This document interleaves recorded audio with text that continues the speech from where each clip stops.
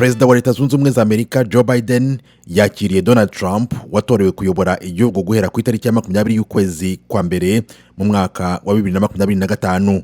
Ni mu rwego rw'umuco w'ihererekanya butegetsi. Ni ibisanzwe ko Perezida wa Amerika ucyuye igihe atumira mu biro bye uzamusimbura. Ni ikimenyetso kandi cy'uko ku itariki ya 20 y'ukwezi kwa mbere umwaka utaha hazabaho ihererekanya butegetsi mu mahoro, ibiranga demokarasi ya Amerika hagati y'umuperezida ucyuye igihe n'uwo basimburanye. Uyu munsi kuwa gatatu aba bategetsi bombi bicaye imbere y'igicaniro cy'umuriro kiri mu biro by'umukuru w'igihugu bagirana ibiganiro byiza byaranzwe no kutabona hari uwishisha undi. Perezida Biden yashimiye Trump.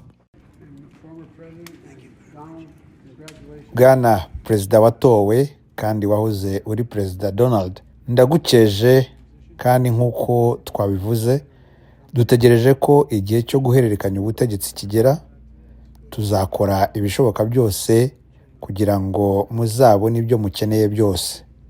Uyu munsi tugiye kuganira kuri bimwe muri byo, rero nguhaye ikaze.